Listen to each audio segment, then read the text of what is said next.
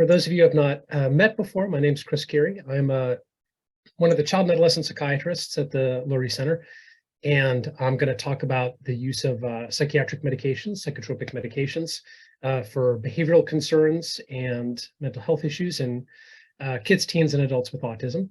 A special thanks go out to my wife, who is putting the kids to bed right now, and so if you hear screaming in the background, that's just what my house sounds like from 6:30 to 7:30. Maybe you all can relate.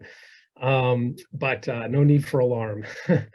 And we're going to talk about rational psychopharm. So, and what I think about as rational psychopharm is the smallest number of medications at the lowest possible dosages. And another important principle of rational psychopharm, I think, is knowing what is the expected benefit of any medication that's prescribed, and what is it really meant to help with, and what are the most common risks and the risks that are rare, but the ones that you kind of want to monitor for because you don't want to miss them. For any treatment that a doctor recommends or that really anyone recommends, whether it's a medicine or a therapy, it's good to know what is expected to improve. Is that really what's a priority to me? Is that what I really want? Is that my main concern today? And what are the expected risks? And when you ask those questions, the clinician should give you a clear answer that you understand. And if they don't, that's a red flag. So we're going to try and follow those principles of rational psychopharm today in our presentation. Hopefully everyone can see my slides okay. And it looks like it's moving. I always start my presentations with a conflict of interest disclosure. These are my sources of funding for research and for some consultation I've done. Mostly relating to my work with patients with Angelman syndrome. We're not going to talk about any medications today that have any connection, financial connection to any of my disclosures. Similarly, we're going to talk about medications that have decades of use for helping kids, teens, and adults with autism, although they may not have a specific FDA indication. And I'll let you know when we get to medications that do have a specific indication from the FDA to help people with autism. All right, let's adhere to those principles of careful, rational, thoughtful use of psychiatric medications. These are the things that we'll focus on in today's appointment. We'll talk about what are the most common concerns that might respond to a medication. So it's really important that I, as a doctor, not see every problem as a nail that the hammer of psychiatric medications is going to help with. By that, I mean, I've got to think broadly about what might help outside of just medications. And I need to recognize that not everything is going to get better with medications, and many things will not. So we're going to structure the appointment around what are the issues that we expect or we can reasonably hope may get better with a medication to make sure that we're considering the right medicines for the right indications. Then we're going to talk about what are the categories of medications that are most commonly used, and generally how do those psychiatric medications work in the brain, briefly. And then we're going to talk about a representative research study that is the evidence base or the rationale behind using that medication to help with that issue. These tend to be double-blind placebo-controlled trials, which is to say the highest level of quality that we would expect for a trial to really convince us that it's helpful. And I will talk a little bit about those studies and why I think they're convincing and why I use them to guide me in my practice. And that's a good jumping off ground to talk about risks with medications. So that'll be our structure for today. Let's jump in. I'll try to make sure I save some time for questions. A lot of times family will ask, when is it reasonable to choose a medication? When is it reasonable to think about a psychiatric medication as part of a treatment plan? And here are some red flags I think about that are important to consider. We're going to talk just about medicines today, but and the reason for that is that you all know as much about this topic as possible. But we know in the back of our minds that medicines are not the only thing that can be helpful for mental health and behavioral issues. But if we notice that psychotherapy, CBT, or behavioral treatment like ABA, that these things are not really resulting in improvement despite months of treatment, that's a reasonable situation to be thinking, could medications also be helpful if added to a treatment plan? Similarly, the name of the game for people with an autism diagnosis, kids, teens, and adults, is full participation in in life, in the community, in all aspects of life. And so if behaviors are getting in the way with being able to have new experiences, go new places, resulting in a life that's bunkered or unable to leave the home, things like that. So people can have a broad range of experiences. That sort of restriction in people's life due to behaviors, that's a situation where I'll think about medicines. If behaviors are limiting the progress that kids can make in school, kids or teenagers can make in school. A classic example of this is problems with a sustained attention that might slow down progress in speech therapy, or other such therapies. And then concerns about safety. Concerns about safety are always a reasonable time to have a conversation about medicines. So these are some of the things I think in my mind when it's worth, having a conversation of whether medicines could help.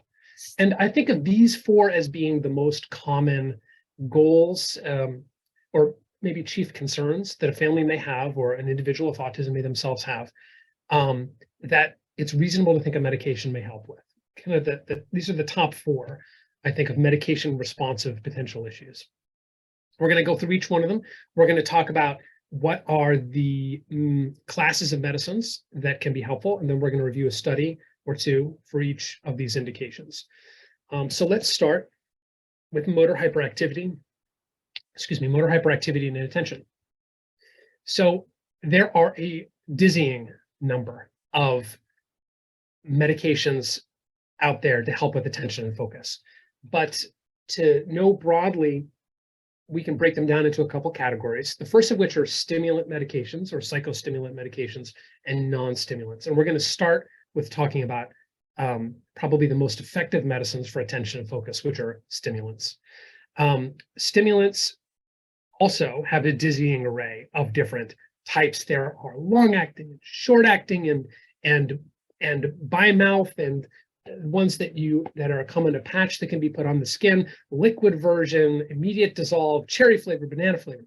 So there's a huge number. There's even a newer stimulant medication that came out where you take it at night and it starts working in the morning, Journey, which is amazing to think about. So even though there's a dizzying array of different stimulant medications, they really all break down into one of two active molecules, active compounds, and those are methylphenidate and mixed amphetamine salts. So I gave some representative, most common examples here. Ritalin, Focalin, and Concerta are examples of methylphenidate medicines, and mixed amphetamine salts examples, Adderall, Vyvanse, Dexedrine. These medicines share a common mechanism of action. They increase dopamine in the frontal region parts of the brain. As we get older and mature into adulthood, into our early 20s, the frontal region parts of our brain are still growing, still developing. And those are the parts of the brain that are responsible for, we think, managing impulses, providing some brakes on impulsivity. And there's a clear evidence from neuroimaging studies that stimulant medications activate those frontal lobe parts of the brain and in a dose-dependent way, improve the symptoms of ADHD. So that's how we think they work. They increase activity in those regions of the brain through a chemical in the brain called dopamine, a neurotransmitter in the brain called dopamine. They both do this in kind of different ways.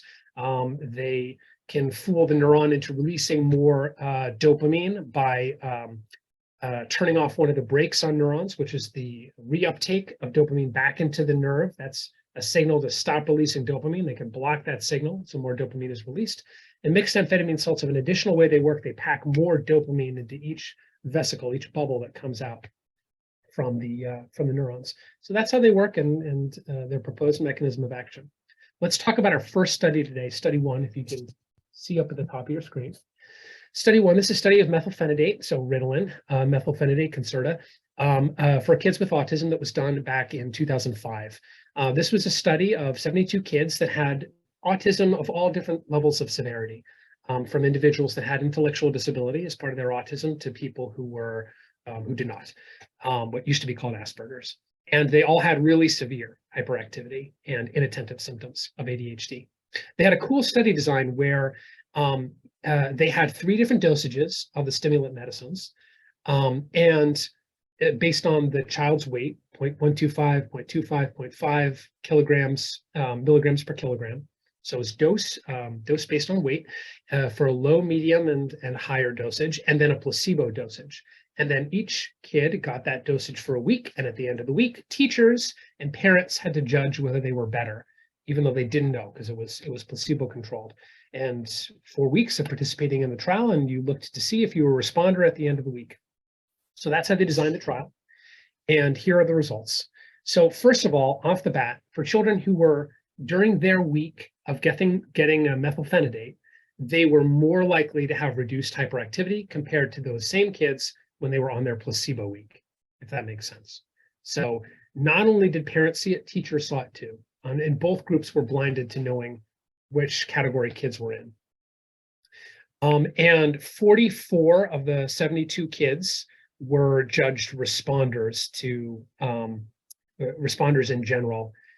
Some of those kids were responders to placebo, but we see a larger number of them comparatively were responders to methylphenidate, 35. But I want to draw your attention over to the left side of this slide where you see this flow chart, which shows the participants in the trial. And as you can see, look at this oval here, 66 randomized double-blind placebo-controlled trial. So 72 kids participated, but 6 had to leave right off the bat due to adverse events. So only 66 participated, and of those 66, another 7 had to leave due to adverse events. So that number 7 plus another 6 having to leave due to the severity of adverse events, that's kind of a high dropout number. So there were a fair number of kids who could not tolerate this medication due to side effects we'll talk about in a minute. I'll just jump right now to talking about some additional aspects. So while this was a positive trial, they found that kids who were less likely to have intellectual disability were a little bit more likely to be responders. Some kids who had intellectual disability, who were less verbal, were responders, but you're a little more likely to be a responder depending on that presence of intellectual disability. And among the people that left, had to leave the study due to side effects, the most common ones were insomnia, decreased appetite, and getting more irritable with the medication, or more moody, more easily upset from things that used to be relatively small before. That percentage that had to drop out, 18% of participants, is a relatively high number for trials. So our takeaway from our first study today, methylphenidate seems to work across the range for hyperactivity, but a lot of kids, around 20%, had difficulty tolerating due to these side effects. So if kids can't tolerate stimulant medications, there's a whole other class of hyperactivity treatments called non-stimulants. And while our previous medications all had one common way they worked by increasing dopamine, these non-stimulants fall into 2 categories that work in different ways. First, norepinephrine reuptake inhibitors. These medicines increase norepinephrine in the frontal regions of the brain rather than dopamine. But the thought is they kind of do the same thing. They have downstream effects on increasing dopamine while they're at it. Atomoxetine is the common one here, and a new one that just came out last year, I think, viloxazine, which you might have heard of, Keary. Keary is a nice addition because atomoxetine had to be swallowed, and Keary does not. Viloxazine does not. So this is a medication that could be opened and sprinkled on food, which you couldn't do with atomoxetine. So for kids who can't swallow medications, this is a nice addition to the range of options. And then we have alpha agonists. Alpha agonist medications, guanfacine, which is 10x, clonidine, and then long-acting versions of both of those. The long-acting versions need to be swallowed. These medications do the opposite of the fight or flight response. If we think about adrenaline, colloquially called adrenaline, or norepinephrine, these medications, when they're surging in the body, our heart rate goes up, our blood pressure goes up, we breathe faster, maybe get a little nauseous, the fight or flight response. Alpha agonist medications do the opposite of that. So in that way, they're somewhat calming, a little bit more chill, I guess, is what you could think about in terms of how they work. So let's talk about a representative study of atomoxetine that was from 2012. This was an 8-week trial, 100 kids. Some kids with some mild intellectual disability participated, kids around the age of 9 or 10 years old, but it included teenagers down to 6 years old. And this was a 3-week titration. For this trial, you were in the placebo group or in the treatment group, and they gradually went up to a therapeutic dosage, 1.2 mg per kg per day, over 3 weeks. And then they measured them using a good ADHD rating scale. Here are the results of that trial. what they found in this trial, well, I'll walk you through the table here. So over on the left, you've got the rating scale they used to measure if people improved. And you have total ADHD symptoms. You've got inattentive symptoms, particularly kids who have trouble holding their attention. And then you have hyperactive symptoms. Kids, I shouldn't say just kids, teenagers and adults as well can have these symptoms. Subjects that had hyperactivity, couldn't sit still, those kind of symptoms. And what you can see from this is they broke down the results based on inattentive symptoms and hyperactivity symptoms. And each cell in that table has a higher number and a lower number. The higher number is where they started at the beginning of the trial, and the lower number is where they were at the end of their 3-week titration. And what you can see is the numbers went down more in the atomoxetine group compared to the placebo group, and that was seen more for hyperactivity than it was for inattention. Now, I'll draw your attention to, look at, for instance, the atomoxetine group, 48 kids in the atomoxetine group, kids and teenagers. And if we look at ADHD total rating scale, that cell shows 40.7 dropping to 31.6. So that didn't drop to 0, unfortunately. It dropped to 31.6. And 31.6 is still a fair number of ADHD symptoms. So one of the things that makes us less excited about this result, even though atomoxetine did better than placebo, the magnitude of effect, how much it helped kids, was not as much as we'd hope. And not only that, it seems to work less for kids with autism than for kids with a commensurate level of ADHD who did not have autism, who were neurotypical. So it seems like it's effective, but may be less effective in autism than in neurotypical kids. The most common side effects were nausea, decreased appetite, early morning awakening, and in my clinical experience, fatigue can be another side effect with this medication. The advantage with atomoxetine is it works all day long, where stimulant medicines only work for the hours that they're kind of on and then off, and you want them to be out of a kid's system or a person's system by the time they go to bed, or it'll be hard to sleep. With atomoxetine, the theory is that it works all day long. So that's a relative benefit of this. And then guanfacine.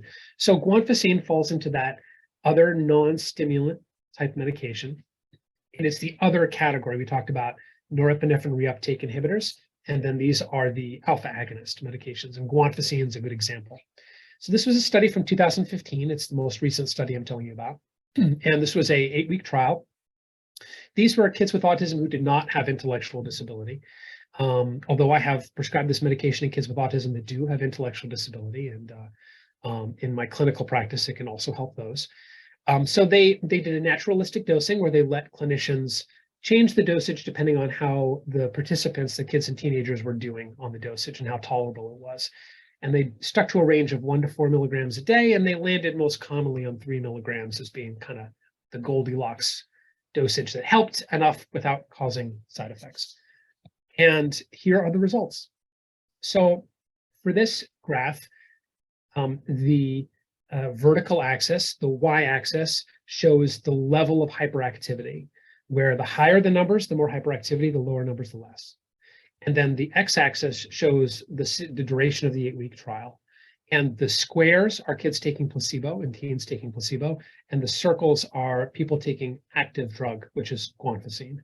And you can see a reduction in hyperactivity as compared to the placebo group by 2 weeks. Those little bars on either side of the square or the circle are confidence intervals. So once those bars no longer overlap, you know that there's a significant difference between the two scores in hyperactivity. So by 2 weeks, they did better than placebo. And by 4 weeks, things kind of plateaued. You got the sense of, okay, it's going to help this much by 4 weeks. So the amount of decline in hyperactivity was a 43% decrease in the severity of hyperactivity, which is better than what we just talked about, Strattera, atomoxetine, and only 13.2% decrease in placebo. So that was, they also asked clinicians, does this person seem like they're a little bit better, moderately better, majorly better? With something, a particular outcome measure called the CGI, the Clinical Global Impression Improvement Scale.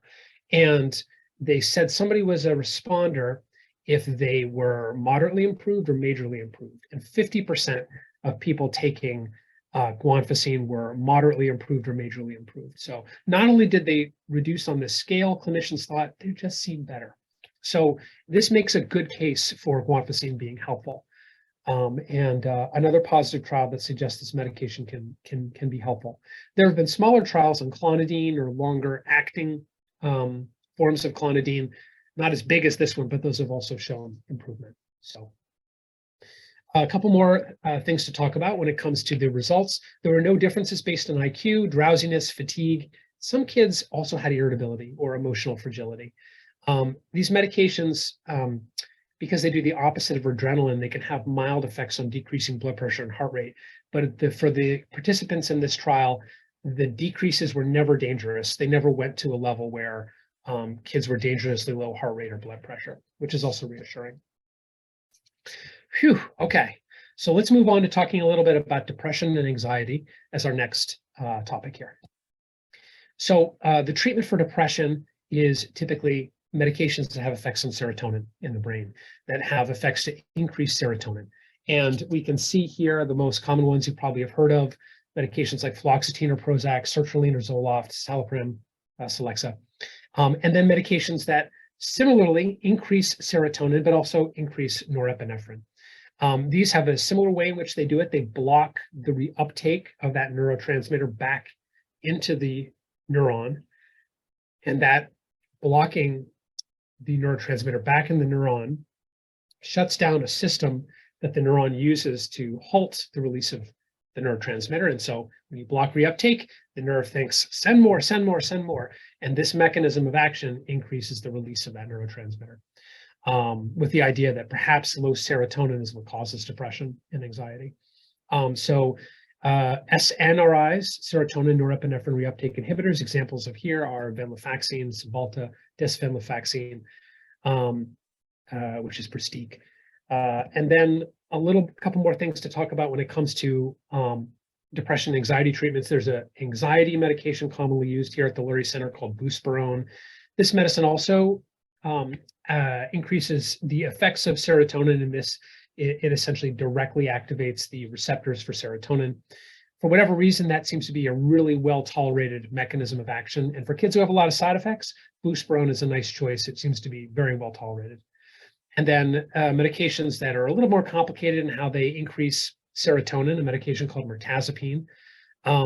This can cause weight gain, but it is a really effective sleep medication as well, and which can be sort of two birds with one stone for kids and adults with depression and sleep problems. And then a medicine that doesn't work on serotonin at all, that increases dopamine, called Wellbutrin or bupropion. Believe it or not, there have been no trials studying medications for the treatment of depression, particularly in kids, teens, or adults with autism. There have been some studies looking at cognitive behavioral therapy that have been found to be helpful, but nothing yet looking at medicines. So hopefully this will be a direction in the future. There's a real need to look and understand whether medicines affect people with autism and depression in a different way than neurotypical people. So hopefully that'll be something that we'll see more of in the future. SSRIs have been studied in kids, teens, and adults with autism to see if they help with repetitive behaviors, with not a whole lot of significant improvement. The side effects when they're used in that situation are, you can see, increased hyperactivity, irritability, insomnia. All SSRI medications carry a black box warning to watch out for suicidal thoughts. It's a little bit of a controversial issue within the field, because this was a finding from a study of kids who had depression, neurotypical kids. And the question is, did the medicine cause the suicidal ideation, or would they have otherwise had suicidal ideation because they had depression? But the drug company did the right thing. They said these kids didn't have it at the beginning of the trial, they had it at the end, so we're going to put it as a warning. And so I always discuss it with families. If we're starting an SSRI in a child or a teenager, sort of watch for it. In kids who can't express their feelings or emotions, it can be really hard to know, could they be having these thoughts? And so I tell those parents, if kids seem more down, more sad, more irritable, more emotionally reactive, then let's remove that medication. One of these medicines, bupropion, which is Wellbutrin, can lower the seizure threshold. So I'm careful about using that medicine in kids with autism or adults with autism with epilepsy. Okay, so depression and anxiety, it's still treatment as usual, as you would treat other kids, teens, or adults who don't have autism. And we need to learn more whether these medicines are more or less effective for these problems. Let's jump into talking about irritability. Now, the term I'm using here for irritability, what I mean by that, it may be abundantly clear already, but it is the quickness of mood change, moving from, I've had families describe it, 0 to 100 in terms of the quickness of mood change, oftentimes to anger, but not always anger, sometimes to sadness or anxiety. It's mood that changes rapidly and intense and frequent. It's not a sort of irritability was bad for a couple weeks and then it went away again for a number of months or years. It was like kids, teens, and adults that have irritability on a pretty regular basis, and it's a more chronic struggle. And it can progress to the point of anger episodes or outbursts or meltdowns that can come along with unsafe behaviors like aggression, self-injury, property destruction, things like that.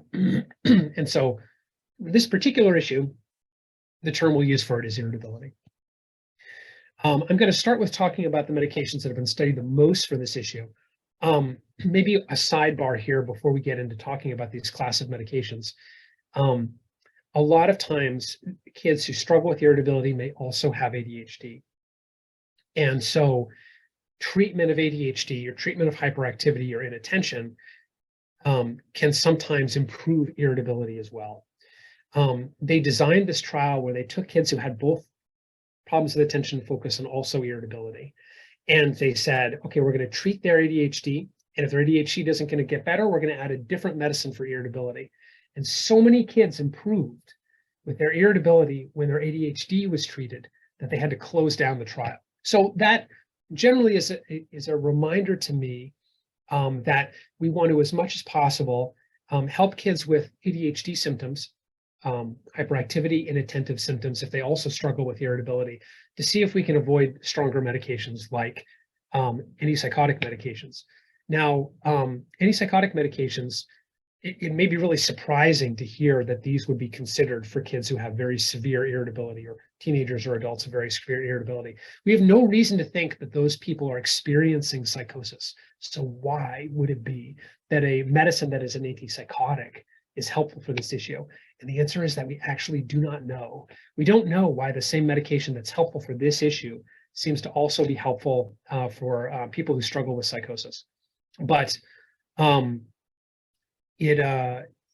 review a study that makes a case for it. These medications you may have heard of, risperidone or Risperdal, aripiprazole or Abilify, are some examples. And these medications, the way they work is that they block the activity of dopamine in the brain, either by blocking the receptors themselves or competing with the natural dopamine that your body makes. And they may have some secondary effects on some other neurotransmitters, including serotonin. This next study, study 4, I want to tell you about is 100 subjects. Kids had autistic disorder, it's an older term that used to be used for kids that had more severe forms of autism. However, there were participants in this trial that did not have intellectual disability. So it was a broad enough range of participants in terms of the spectrum of the diagnosis. And it was an 8-week trial, double-blind, placebo-controlled, kids down to the age of 5 years old, up to the age of 17. And what these results show here is that we have 34 out of 49 of the kids taking risperidone were responders, and 6 out of 52 of the subjects taking placebo were responders. And a responder was someone who improved not just in their reduction of irritability, but a clinician also said they were much improved or very much improved. That was blinded. This was a placebo-controlled trial, so the evaluator didn't know whether or not they were on placebo or active drug. A huge difference in terms of improvement. And this was such a significant finding that it made its way into one of the most important journals out there, New England Journal of Medicine, to try and educate doctors as much as possible about how effective this medicine can be. Side effects that were seen with this medication were increased appetite, fatigue, drowsiness, dizziness, and drooling happened for some participants. and there was an increase in weight. In my experience, this is one of the bigger concerns with these classes of medicines. On average, kids gained about 2.7 kilograms, give or take 3 kilos on the upper or lower amount, which is a significant amount of weight to gain in a 8-week trial. So this is a really important thing to watch for. The significance of this trial was so much so, and a similar trial, which was also positive with Abilify, or aripiprazole, the other name for that, that the FDA made a special indication of the use of these medications for the treatment of irritability in people with an autism diagnosis or autistic people. I will mention here as well, although I didn't get into so much of the details of it to make sure we save some time for questions, but there was a separate trial that was done in 2016 that found that if kids were given a medication, a diabetes medication called metformin, it prevented a lot of the weight gain related to these medications. And some kids lost weight. So this has been a newer strategy that you may see out there to try and avoid the weight gain that these medications can cause. My inclination is always to try and see if you can switch to a different medicine before you're adding a medicine to treat the side effect of a medicine. But for some kids, teens, or adults, they have such a game-changing response to this medication. I've seen it allow things like allow kids who would have to enter into a residential school to remain at home, or to be in an open inclusion classroom where they had to be in a separate pull-out classroom with a lower functioning peer group. So it can be very meaningful. And metformin seems to be a strategy that can, for many people, allow them to sidestep one of the more common and concerning side effects with these medications. We can't talk about these medicines without talking also that they can cause movement side effects. Involuntary muscle spasms, something that's called dystonia. That's a sort of involuntary muscle contraction, like a sort of a lift of the shoulder or a turn of the head, an arch of the back.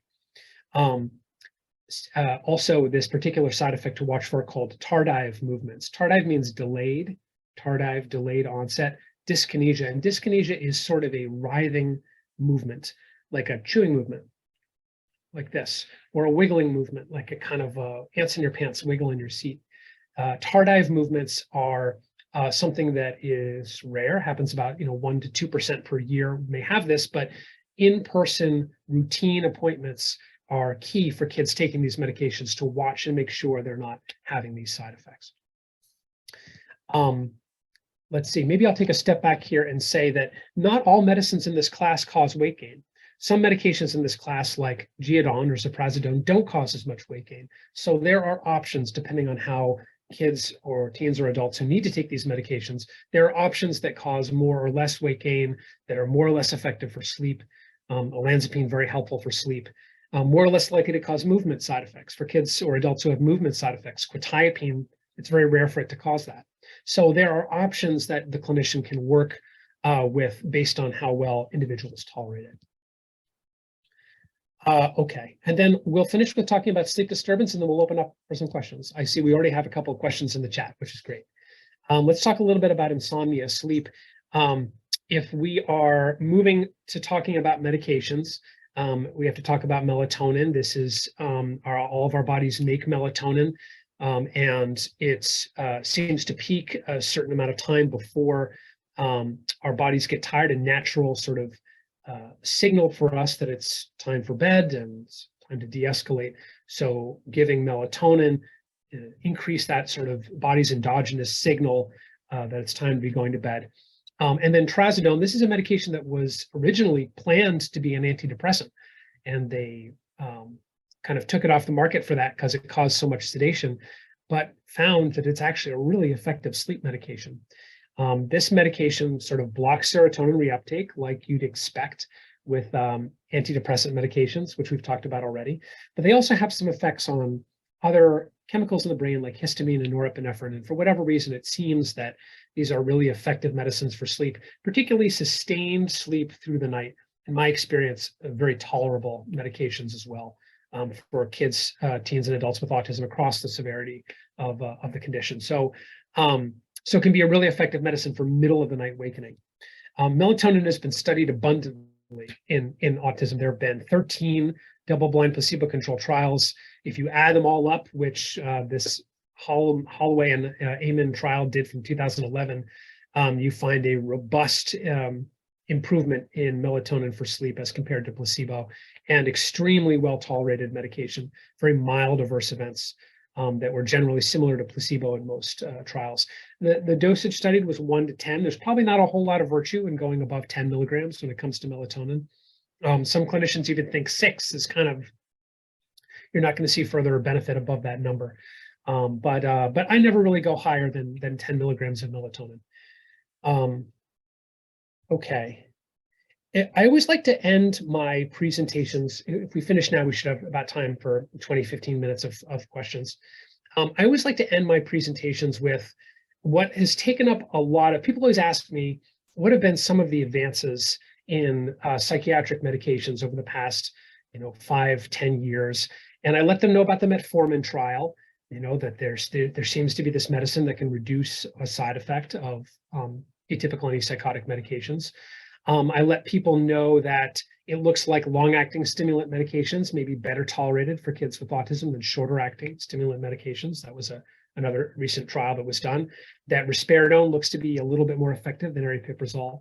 But other than that, there weren't a lot of new trials. So where was all of the research going? And this slide is where a lot of the research is going. This slide shows what has been a huge effort over the past 10 years to try and find medications to help the core symptoms of autism, we might say. A lot of what we talked about today are kind of, I think about them as being things that not every person with autism has. Some people with autism do, some people do not. They are common, but not everybody has them. They're not part of what autism is necessarily. I think of them as being a comorbid issue. But a medicine for the core of what autism is what a lot of research has been into. Now, some people with autism might say, do I need to be changed? And I think that's a whole conversation. For some people, it would be absolutely, we want to find things that be helpful. And for some people, they might say, no, thanks. That's a personal decision. I think it's fine to respect. But this is where a lot of the efforts have been going, to try and see, are there things that can help reduce some of the core of what is autism, better social functioning, less repetitive behaviors, less need for sameness, things like that. And unfortunately, there still are no medications that are clearly meet the high level of the studies that we've talked about so far in terms of being clearly superior to a placebo medication. So I have over on the left trials that have clearly negative results based on a placebo-controlled trial. And then I have over on the right medications that had one kind of promising study. It didn't reach that high level of a placebo-controlled trial where, blinded evaluators said, definitely this person is better.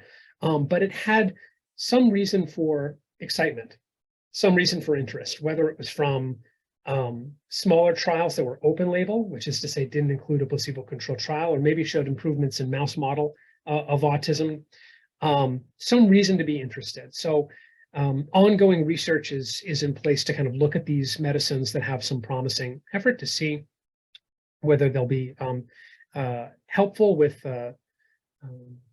core symptoms of autism. We're doing a trial of one of these compounds, zolmitriptan, under investigation. So for people that are interested in research, and we have other trials that we're doing as well, both treatment trials to help with irritability, and then trials that are more they're not treatment trials, they're just about understanding what might be a cause for autism. If you all are ever interested in participating in research, I have my contact information here for the research line. I always tell families, going into research, you understand that, you're trying to contribute to an understanding of the things that can be helpful. There's no guarantee that it necessarily would be effective as a treatment. So you want to go in being brutally honest, about whether it helps or doesn't help as much as possible. But for those of you who have an interest in contributing to the research that we've already reviewed today, thank you, and please reach out. Phew, hopefully that didn't feel too much like a whirlwind for everybody. I already see 20 comments in the chat, so I think it's good that we left time for questions. I know that this presentation will be made available with a recording, like Anne just mentioned. I also have a series of, so these slides, there's about 30 slides here, but I made a series of about 5 slides that are just names of medications for specific indications. And we'll talk with Ann about a place to post that, so you can all have access to like a quick and dirty, just which medications seem to be helpful for which particular chief concerns, sort of just, give me the footnotes, the major take homes, and which can be helpful. All right, I'm going to stop here and open it up to questions. So Chris, I tried to categorize the questions here. So we'll go back maybe to ADHD way at the beginning. Excellent, thanks. So we had a question, did kids respond in the first stimulant trial, did kids respond better those that did not have ID? Or were even ID included, kids with ID? Yes, yeah, good question. So ID here stands for intellectual disability. The old term for this is mental retardation, and thought to be a sort of an IQ below 70, maybe representing around 50% of people that have autism, or a little less than 50%. So that trial did include people that had intellectual disability, that had ID, and there were subjects that had participants, kids that had both autism and intellectual disability who got better with stimulants. But someone was more likely to improve if they did not have intellectual disability. And so a little bit more effective, but at the same time can still really work for kids who have ID. Okay. Staying with ADHD, for the non-stimulants, do patients need to take them daily? Because here's a mom saying, I'd rather the stimulants I can just do on school days. Yeah, it sort of depends a little bit on the dosage. If the dosage is sort of a low or medium amount, it's totally fine to be giving it just during school days and holding it on the weekends, or potentially holding it over the summer. Sometimes treating ADHD can improve some of the social functioning for kids, teens, or adults who have an autism diagnosis. I've had people with autism tell me that they're more on point in conversations. They may come across as less scattered, more organized in your life. So it's important to look at, is the ADHD helping just with school? Could it be helping socially more broadly in a way in which it might be helpful to take on the weekends? But if the medicine's causing side effects, appetite decrease particularly, a lot of the kids I work with or teens I work with will take it just on weekdays. Does guanfacine work as well for inattention as it does for hyperactivity? Yeah, excellent question. It does not appear to be as effective for inattentive symptoms than for hyperactive symptoms. So I'm glad that that question was asked by somebody. It was a kind of similar thing to the atomoxetine trial, where atomoxetine showed more improvement for hyperactivity and inattention. That being said, I have had some kids, teens, and adults who have definitely had improvement in inattentive symptoms of ADHD with guanfacine. You just don't know necessarily how somebody's going to respond until you give it a trial, but stimulants tend to beat them when it comes to inattentive symptoms. Also related to guanfacine, my son has been on it for a while. How do we know when it's time to take him off? Yeah, excellent question. With the decision of coming off medications is an important one to continue to bring up with your prescribing clinician, and routinely have conversations to talk about it, particularly if the medication is causing side effects. And so when it comes to ADHD medications, the summertime can be a time to try to make a decrease and see how things go, particularly if that medicine is to help not just with schoolwork. I always encourage families to talk about it with the school if they've got a good relationship with the school or with a person at the school, to let them know they're making the change. But it is always reasonable to try and decrease it to see if you see a difference, because a lot of kids will grow out of their hyperactivity as they get older. Okay, I'm going to jump to irritability related questions. Does Depakote block dopamine? Does it also block dopamine? Excellent question. So the questioner here is bringing up another important thing to talk about, which is, I mentioned antipsychotic medications, but there are some anti-seizure medications which seem to also help with the quickness of mood change and tantrums.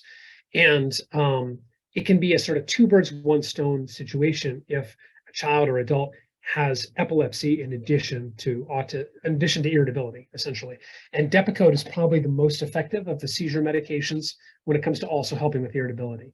The way that the anti-seizure medications work is they change the threshold of neurons to activate. So they may have effects on things like sodium channels. They do not work on dopamine. So they are dampening down the reactivity of neurons. And for whatever reason, some of these seizure medications also help with irritability. Perhaps it's that, the limbic system of the brain, which is responsible for a lot of emotionality, is getting activated too easily, and you damp that down with an anti-seizure medication. We don't totally know. That call comes from just clinical practice. But Depakote, Tegretol, which is carbamazepine, oxcarbazepine, which is trileptal, topiramate, which is Topamax, seem to be uniquely helpful. And those are on the list of the sort of the categorized list of medications that will be accessible later. So there's a question noting that most of these studies are short-term. Are there any long-term studies, particularly for irritability? Yeah, really good question. So there was a trial that was conducted recently looking at those mood stabilizer, atypical antipsychotic medications in kids, teens that were taking these medications over a period of years. We were one of the sites for this trial, and we looked at things like weight, cholesterol, blood sugar, movement side effects over a longer period of time. And that trial did not find any new side effects that were not already known with these medications. We know a lot from the schizophrenia world, where people had to take these medications for years. One important side effect that was noted in these longer trials, which I didn't mention, is that risperidone and some medications like it can increase a hormone that naturally occurs in the body called prolactin, which can result in the development of fatty tissue in the breast area, the chest area, requiring, again, clinicians to watch for this and monitor for it. So these trials didn't find anything that we didn't already know, but it just highlighted the need to watch for movement side effects. The side effect I told you about, development of fatty tissue in the chest area, cholesterol and increased blood sugar, and people who need to take it long term.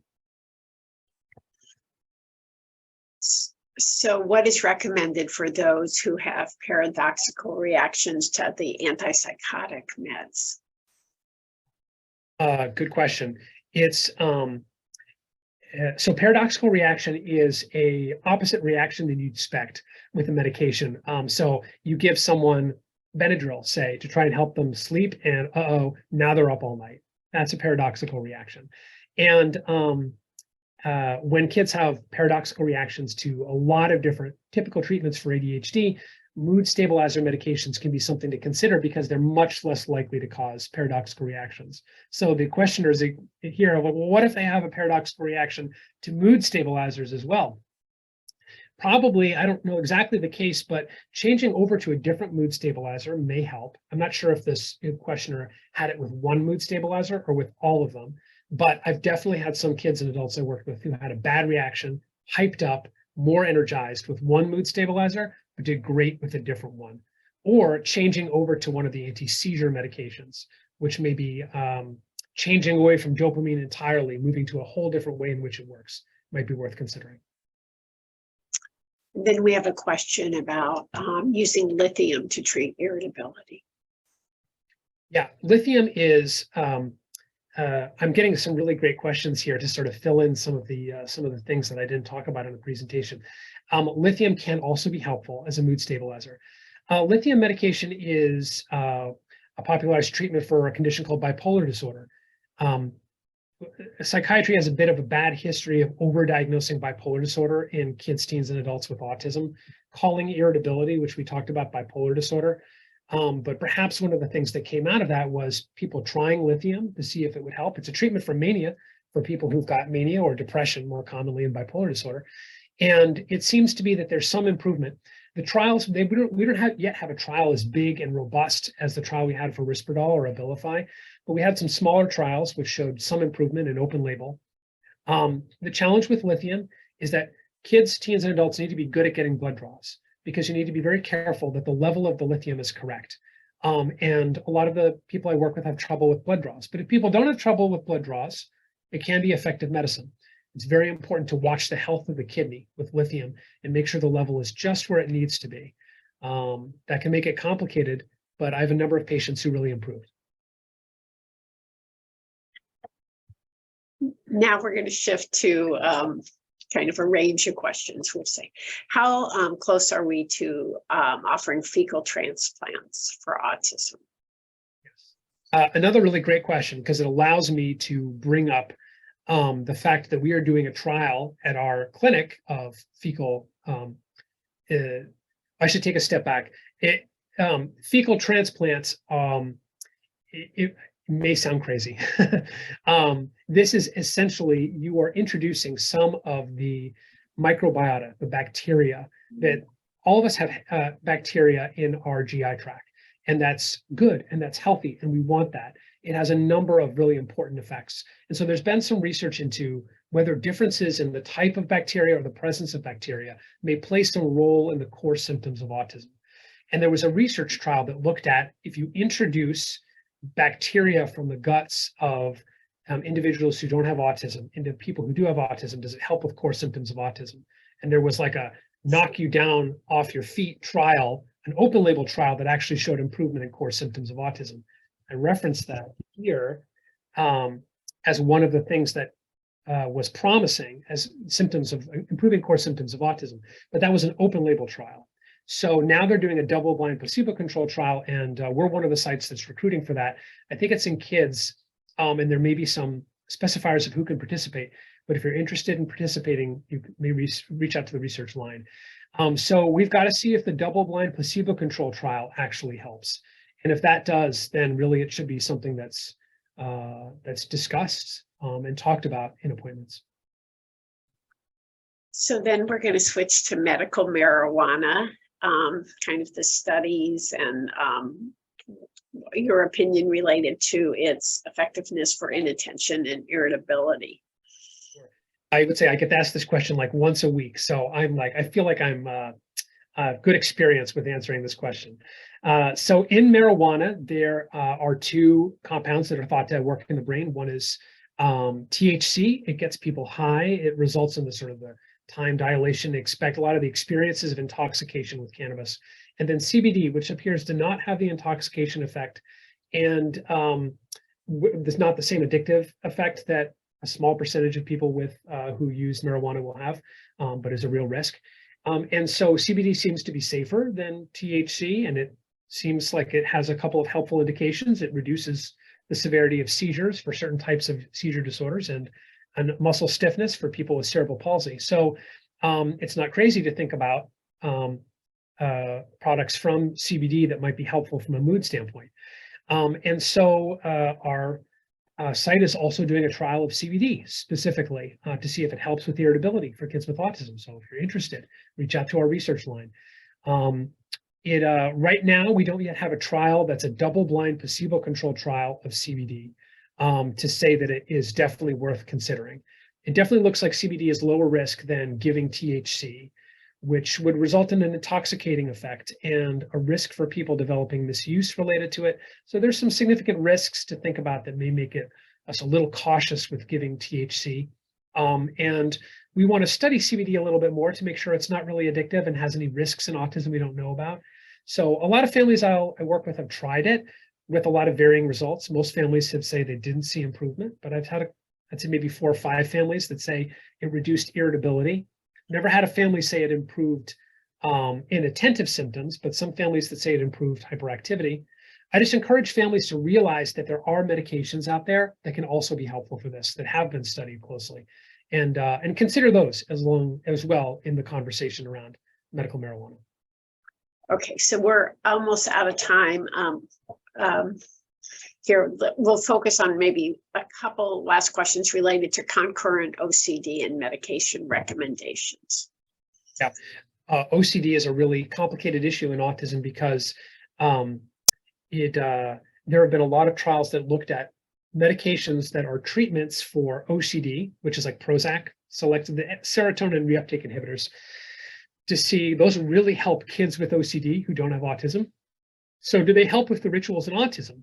Unfortunately, the research is not good. There have been 4 large trials of SSRI medications, which is the treatment for OCD, which have not shown a reduction in repetitive behaviors in kids and teens. There have been some trials that showed improvement with SSRIs for adults with repetitive behavior with autism. So I will try it in adults. I'll give it a try with an SSRI. But unfortunately, it seems like there's risk without a whole lot of reason to think there's benefit. And so I really do come back to looking whether or not those kids with repetitive behaviors as part of their autism, do they have co-occurring things that I can treat? Do they have co-occurring hyperactivity? Do they have co-occurring irritability? Do they have co-occurring sleep issues? And then I try to focus my psychopharm interventions on those things. If those things improve, rituals can as well, and repetitive behaviors can as well.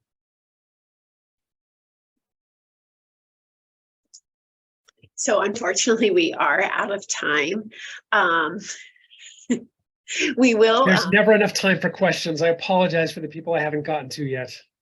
So we will send the slides, and certainly if you have suggestions for future coffee convos, you can email us at luriecenter@partners.org. Maybe we need to do this particular presentation every single year, I think. So, but so we might even design one that's just more questions oriented. But so thank you everyone for joining. Yeah, thank you for your interest and attention.